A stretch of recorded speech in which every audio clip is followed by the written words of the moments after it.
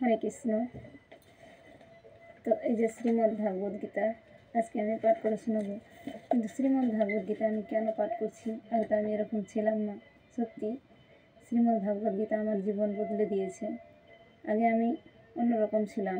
আগে ভিডিও করতাম, তো অনেক রিক্সের ভিডিওগুলো করতাম। এখন ওই ভিডিওগুলো আমি করছি না। কেন করছি না? সত্যি আপনারা যদি জানতে চান এই ভিডিওটি পুরোটা দেখবেন। শ্রীমদ্ ভাগবত গীতা আমার জীবন বদলিয়ে দিয়েছে। আমার জীবনে একটা এমন ঘটনা ঘটেছে যাতে আমি এই পথে আসতে বাধ্য হয়েছি। তো হরে কৃষ্ণ, আমার একটা মেয়ে এমন একটা অসুখে পড়েছিল যে অসুখটা কোনো মতে ভালো হচ্ছিল না। মালদা কলকাতা অনেক ডাক্তার দেখিয়েছি, তো ঠাকুরের কৃপায় এখন আমার মেয়ে সুস্থ আছে। সেই অসুখটা হচ্ছে হার্টের অসুখ।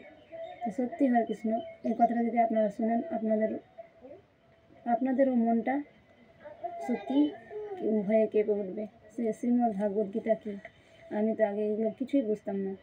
তো একদিন আমার জামাইবাবু বলছে যে তুই মন্দিরে নিয়ে যা তোর মেয়েকে।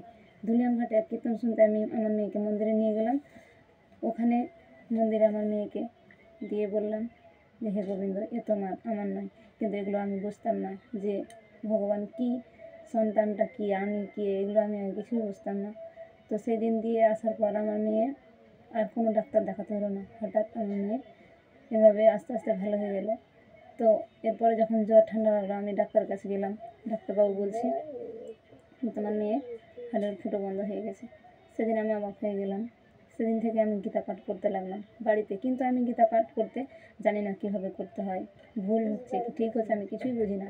শুধু বাড়িতে প্রতিদিন কাজ কাম করে প্রতিদিন পূজা পাঠ সেরে আমি গীতা পাঠ করি।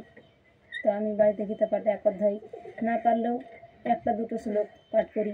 তো এইরকম পাঠ করতে করতে আমার গ্রামের অনেক লোকজন সবাই বলে যে আমার বাড়ি চলো। তো অনেক বাড়িতে আমি গীতা পাঠ করতে গেছিলাম। শ্রাদ্ধ বাড়ি, বিয়ে বাড়ি, আর জন্মদিন, সাদের অনুষ্ঠান, অনেক বাড়িতে আমি গীতা পাঠ করতে গেছিলাম। তো হরে কৃষ্ণ, গীতা পাঠ করে আজকে আমি আমার জীবন ধন্য হয়েছে। আমি আজকে সুখী আছি। আমি স্বামী সন্তান নিয়ে খুব সুখী আছি। তো হরে কৃষ্ণ, যদি ভিডিওটি ভালো লাগে লাইক কমেন্ট শেয়ার করবেন এবং চ্যানেলটি সাবস্ক্রাইব করে রাখবেন। আবার নতুন নতুন ভিডিও পেতে চ্যানেলটিকে সাবস্ক্রাইব করে নেবেন। হরে কৃষ্ণ। তো ভালো থাকুন সবাই। হরে কৃষ্ণ, হরে কৃষ্ণ, হরে কৃষ্ণ। তো হরে কৃষ্ণ, এরপরে দেখা হচ্ছে নেক্সট ভিডিওতে। হরে কৃষ্ণ, কৃষ্ণ কৃষ্ণ হরে হরে, হরে রাম রাম রাম হরে হরে।